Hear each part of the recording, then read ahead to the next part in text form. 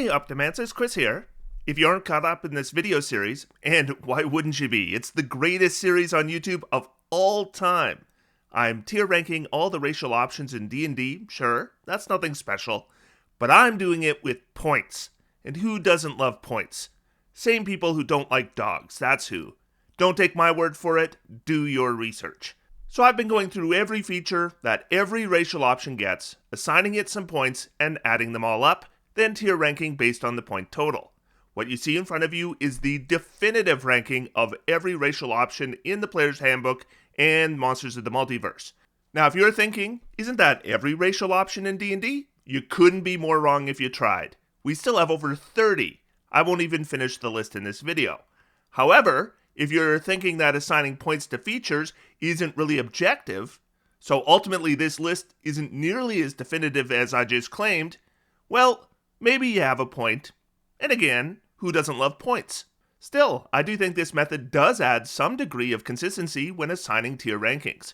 Fey Touched is shared by a ton of racial options, and it's 10 points for goblins, and it's 10 points for sea elves. Doesn't matter if I'm feeling generous, or if a goblin just cut me off in traffic and I'm feeling vindictive.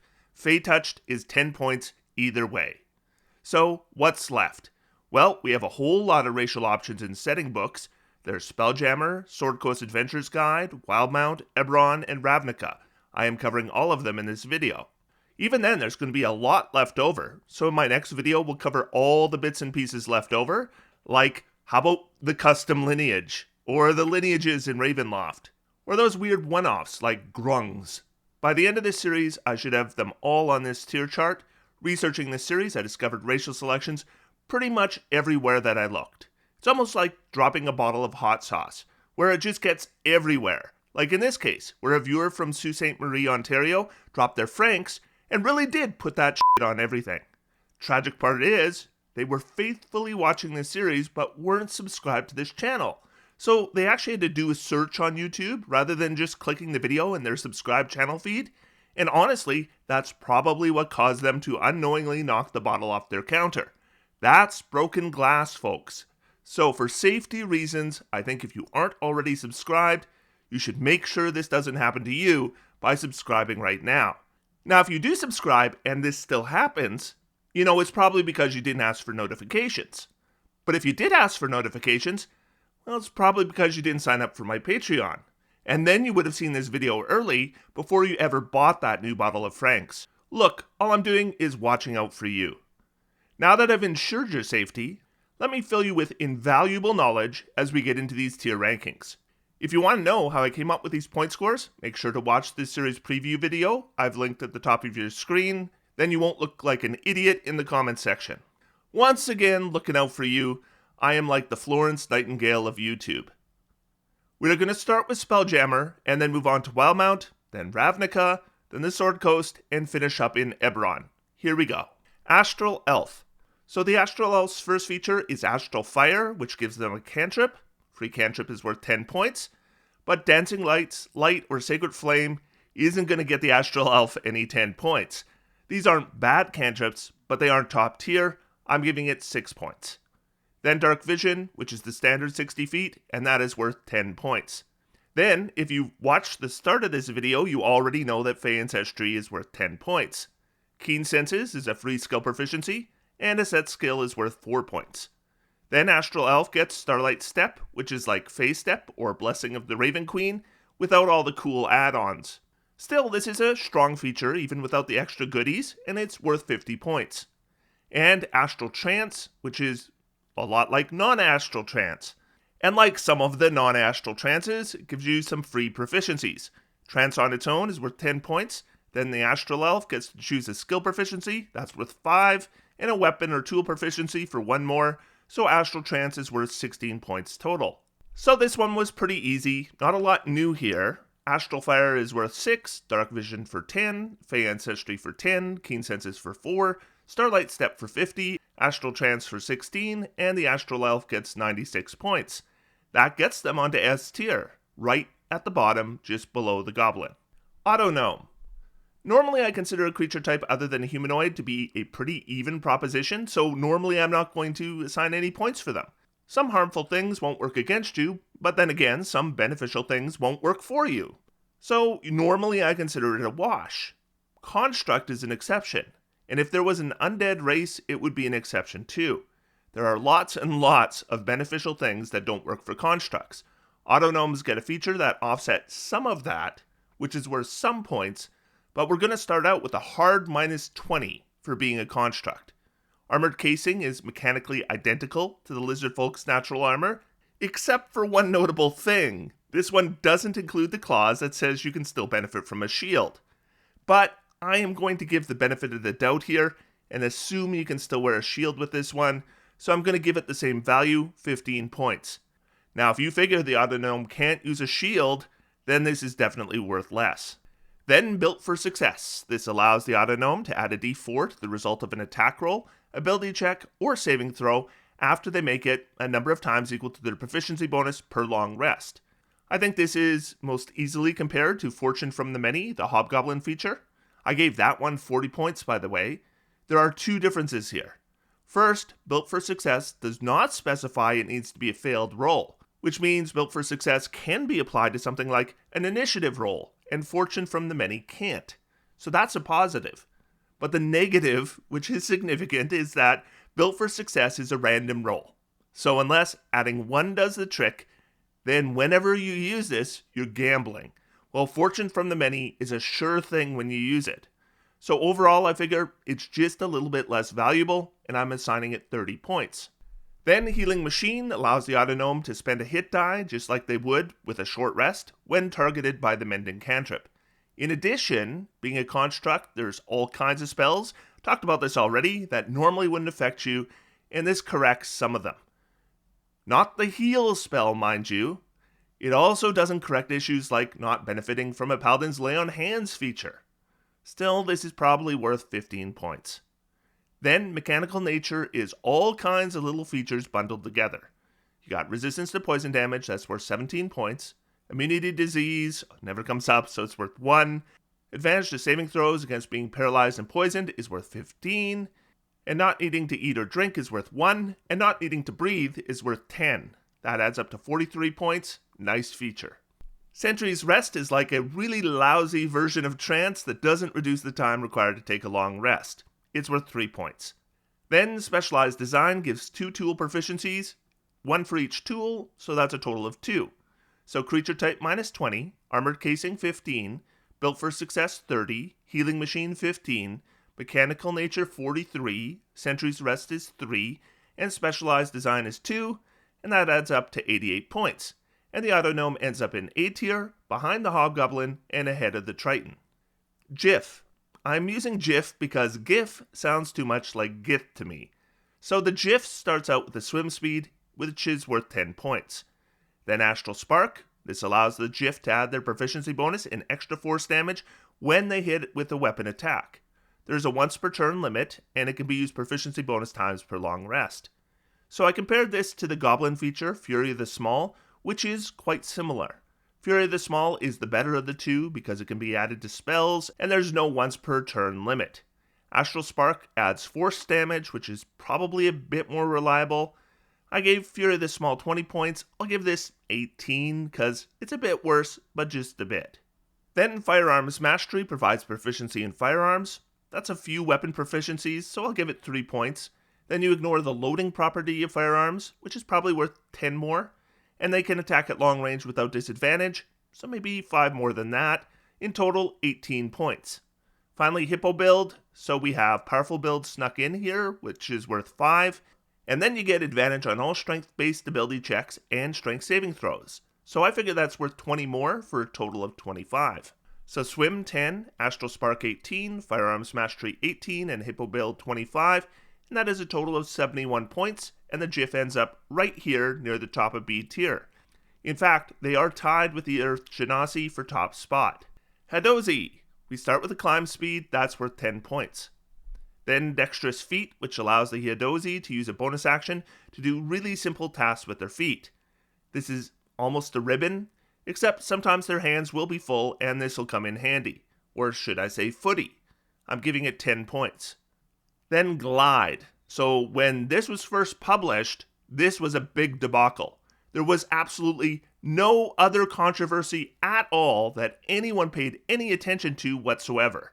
On publication, this was ridiculous and powerful, providing an opportunity to abuse this for an obscene amount of free movement. Then they nerfed it, but they didn't do a great job cleaning up the wording. Now it's basically like a free, self-only Featherfall with some movement added in. I gave it 15 points. Then Hadozee Dodge. When the Hadozee takes damage, they can use their reaction to reduce the damage by a d4 plus their proficiency bonus, number of times equal to their proficiency bonus per long rest. The obvious comparison is to the Goliath Stone's Endurance, which is a similar feature. Though the Hadozee Dodge will normally prevent a smaller amount of damage, it does scale better. Stone's Endurance was worth 25, I've given Hadozee Dodge 16.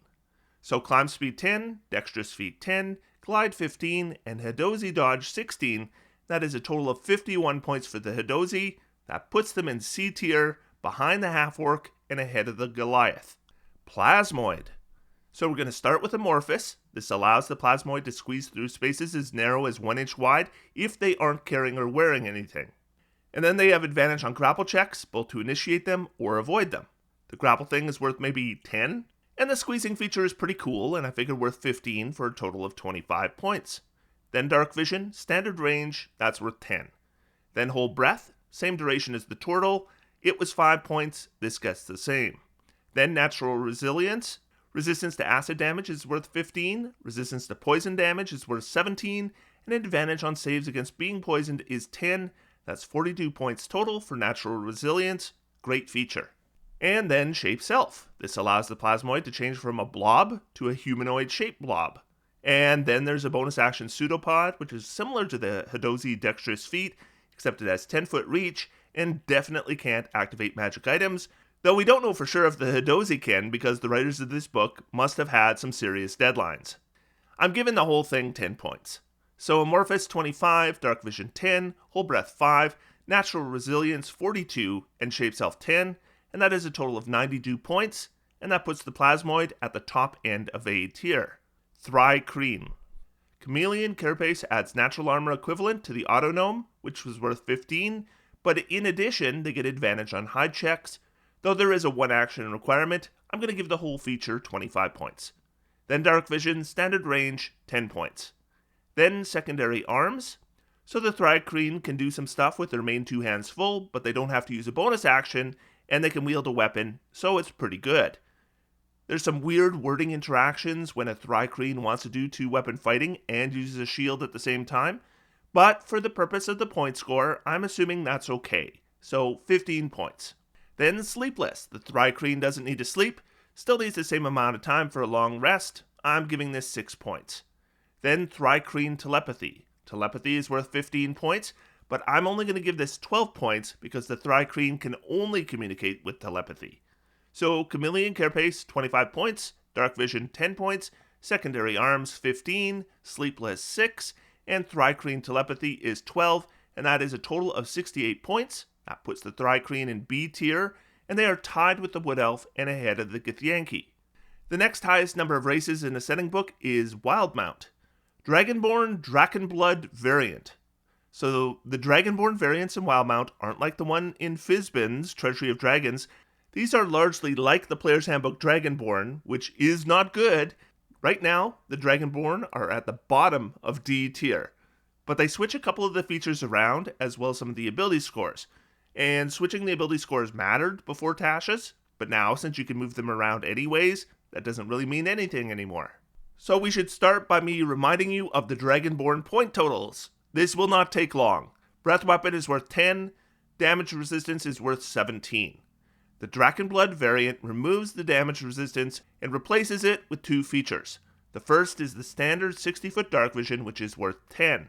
Then they get Forceful Presence. This allows the Draconblood variant to make an Intimidation or Persuasion roll with advantage once per short or long rest. So I guess I would compare this to the second part of the Kenku's Kenku Recall feature, which allows them to make any check for which they are proficient with advantage, proficiency bonus number of times per long rest, and I valued that at 20 points. But this is so much more restrictive. We're talking only Intimidation or Persuasion rolls. That is so much more restrictive, I'm going to give it 1/4 as many points, 5 points. So we have Breath Weapon for 10, Dark Vision for 10, Forceful Presence for 5, total 25 points, and it just happened. The Player's Handbook Dragonborn is no longer the weakest racial option, and the Draconblood is now at the bottom of D tier. Unfortunately for everyone, there's another Dragonborn variant in Wildmount, the Ravenite. Once again, they lose damage resistance feature, and they replace it with Dark Vision, again 60 feet for 10 points, and Vengeful Assault. When the Ravenite takes damage from a creature within range of a weapon the Ravenite is holding, they can use their reaction to make an attack with the weapon against the creature. Well, that doesn't sound so bad. Oh wait, once per short or long rest. Okay, it's a ribbon. I struggled to decide if this was worse or better than Forceful Presence, but what matters is it's comparable, so I ended up deciding to give it the same score, 5 points. So Dragon's Breath 10, Dark Vision 10, Vengeful Assault 5 for a total of 25, and the Ravenite shares the spot of shame with the Draconblood right at the bottom of D tier. Pallid Elf. So unlike the Dragonborn, the Elf option in Wildmount is a sub-race, so none of the base Elf features are removed. So to quickly review, Dark Vision scores 10, Keen Senses scores 4, Fey Ancestry is 10, and Trance is 10, so we're at 34. Then the Pallid Elf gets Incisive Sense. This provides advantage on all intelligence, investigation, and wisdom insight checks. These are both okay skills, but it's unfortunate we don't get to choose. This is way better than Forceful Presence, though. I gave this 15 points. Then, Blessing of the Moonweaver gives the Pallid Elf some spells. At first level, they get the Light Cantrip, like the Aasimar does, and that was worth 5, so is this. And then the Sleep spell at 3rd level, which is unfortunate, because that is past the point where sleep is a good spell. So at this point, I'd say it's worth 3. And then Invisibility, which is just like the Duergar, and that's worth 10 for a total of 18 points. So, Dark Vision 10, Keen Senses 4, Fey Ancestry 10, Trance 10, Incisive Sense 15, and Blessing of the Moonweaver 18, and the Pallid Elf scores 67 points. Lands in B tier, right behind the Wood Elf and ahead of the Thri-Kreen. Lotusden Halfling. So the Lotusden, I don't know if that's the right pronunciation or not, but it's a subrace for the Halfling, so I'll remind you the scores the base Halfling has. 25-foot movement speed is worth minus 20 points. Lucky is worth 50, Brave is worth 10, and Halfling Nimbleness is worth 10 for a total of 50. Then we add 2 more features. Child of the Wood provides the Druidcraft cantrip at level 1. The Fairy had this, I valued it at 3 points. Then we get a 1st level spell at 3rd level and a 2nd level spell at 5th level. But the Lotusden does not get to pick their casting ability score, and they can't cast them again with spell slots, and that is going to affect their scores. Nevertheless, Entangle is a good 1st level spell, and Spike Growth is a great 2nd level spell, so I've given them 10 and 20 points respectively, and Child of the Wood comes in at 33 points. Then Timberwalk, which imposes disadvantages on checks for the Lotusden to be tracked. That's almost irrelevant. And they can move across difficult terrain made of non-magical plants and undergrowth without providing extra movement. This is inferior to the Earth Genassi's Earthwalk, so I've given it half as many points, 5 points. So Speed minus 20, Lucky 50, Brave 10, Halfling Nimbleness 10, Child of the Wood 33, and Timberwalk 5, and the Lotusden Halfling comes in at 88 points. They make A tier, tied with the Autognome, and just ahead of the Triton. And now we're going to move on to Ravnica. Centaurs and Minotaurs both have had more recent versions that I already covered, but there are 3 more racial options to look at. Loxodon. We start with Powerful Build. This is a 5-point feature. Then Loxodon Serenity, which is advantage against being charmed, worth 10 points, and Frightened, that's another 10, so a total of 20 points. Then Natural Armor, which is like the Lizard Folks, except for 2 things. First, the base is just 12, and secondly, it's 12 plus Constitution, which is way different. It's a little weird, but if you wanted to use Dexterity instead for your Loxodon, put on Studded Leather Armor, and then it's 12 plus your Dexterity. Adding Constitution is definitely novel, but the base 12 means this just isn't good. I gave it 7 points. Then the Trunk. The Loxodon can use their trunk as a snorkel. They can use it to lift a number of pounds equal to 5 times their strength score. They can lift, drop, hold, push, or pull objects or creatures, open or close doors or containers, grapple someone, or make unarmed strikes. The big deal here is they can use it to grapple and shove enemies. So if you want a character that can grapple an enemy, then shove them prone, and then hit them with a two-handed weapon while holding them down, Loxodon is the only racial option that can do that without some serious other problems. There's a race we're going to get to later, but it doesn't work well for them. It works well for the Loxodon. Or if you want to mix sword and board with grappling and shoving, again, Loxodon is probably the race you want. I think this is worth 25 points. Finally, Keen Smell provides advantage on Wisdom Perception and Wisdom Survival and Intelligence Investigation checks that involve smell. Now, as much fun as it is to ask a DM when they call for an investigation check to search for traps, does it involve smell? This is a 5-point ribbon feature. So Powerful Build 5, Loxodon Serenity 20, Natural Armor 7, Trunk 25, and Keen Smell 5, and that is a total of 62 points. This puts the Loxodon in C tier, but right at the top of C tier. Simic Hybrid. So we start with Darkvision, standard 60 feet is worth 10 points. Then Animal Enhancement. So we get one feature at first level and a second feature at 5th level. Our first level features include Mantic Glide, which is a much better worded glide feature than the Hadozee has, but similar in value. I scored that 15, by the way. Though this one does have an opportunity for abuse with an absurd interaction sometimes nicknamed wave dashing.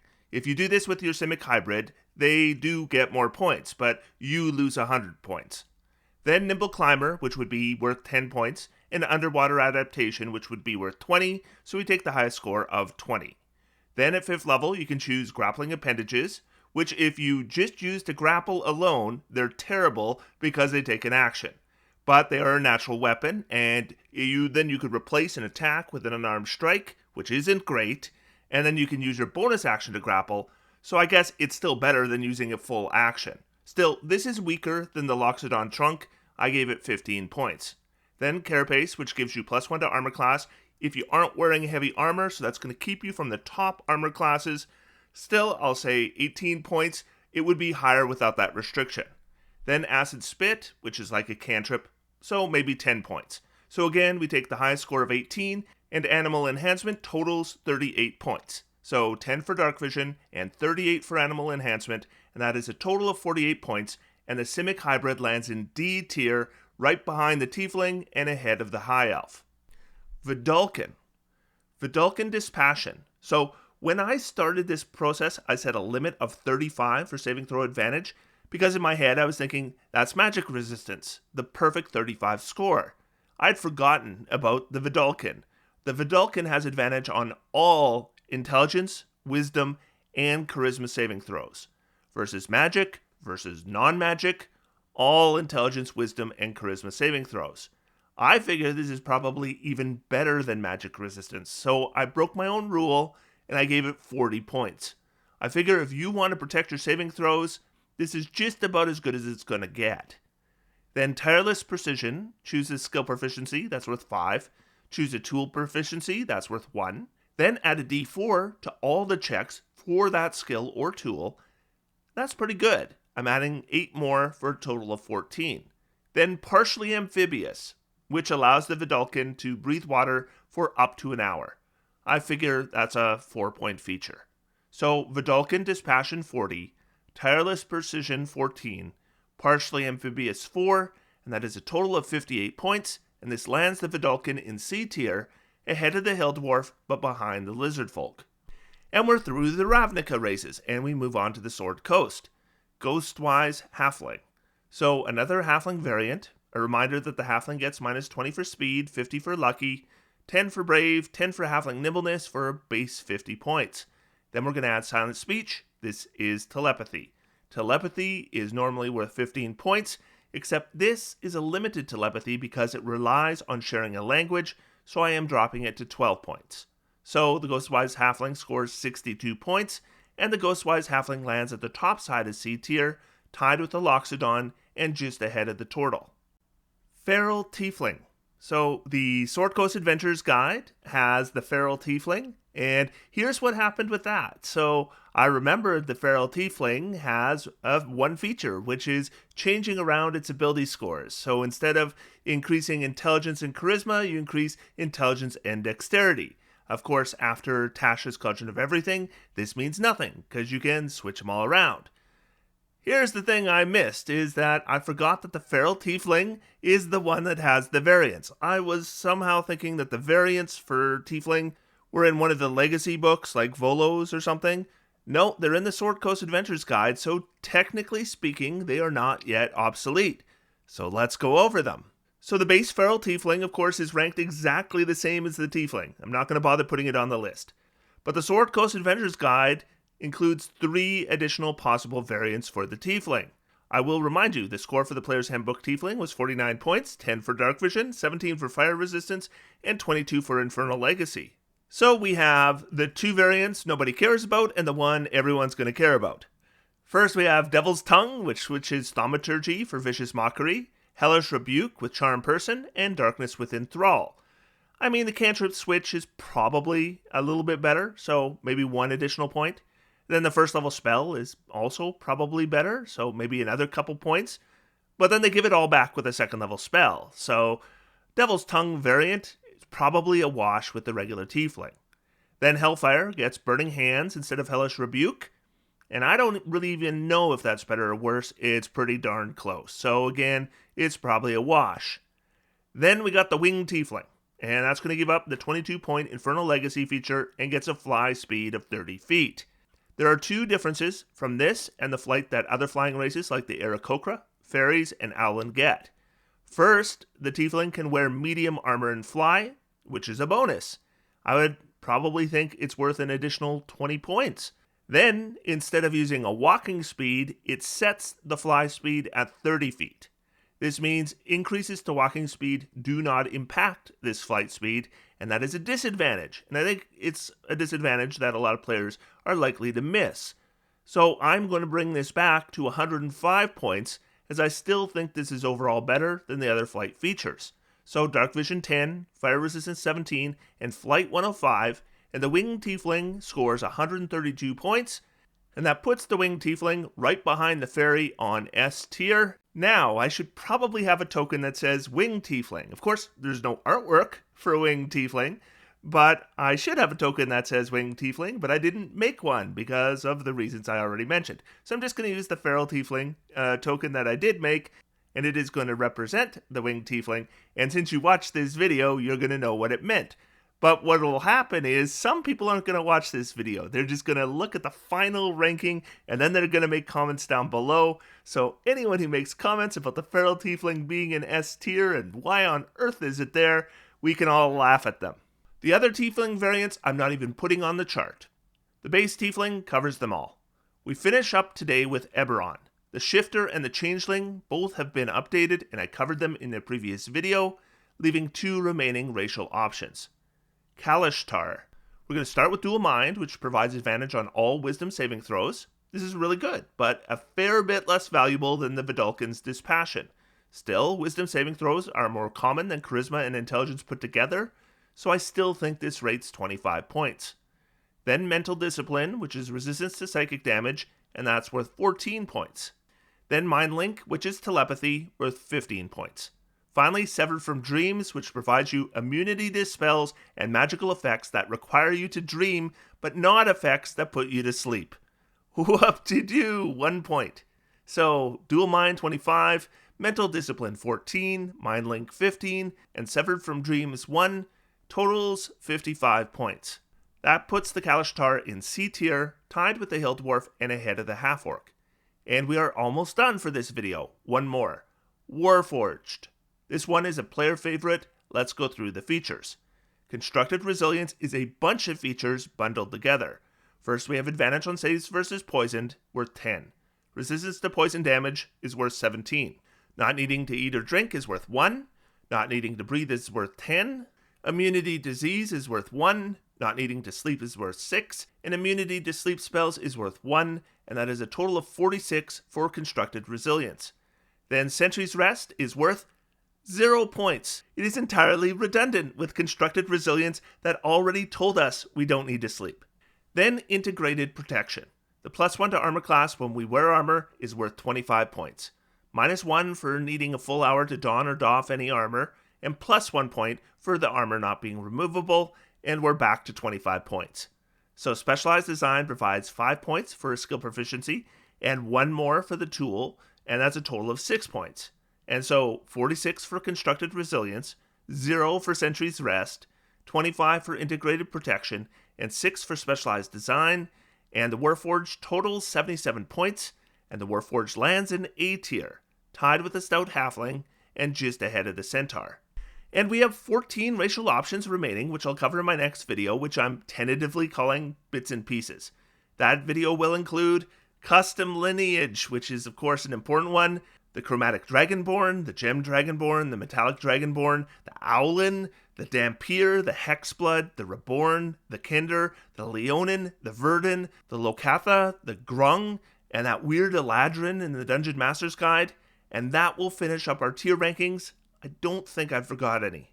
Hope you'll join me for that. Otherwise, until next time, I'm going to sit back, relax, and have some fun. D&D is for everyone. Thanks everybody, and I'll talk to you soon.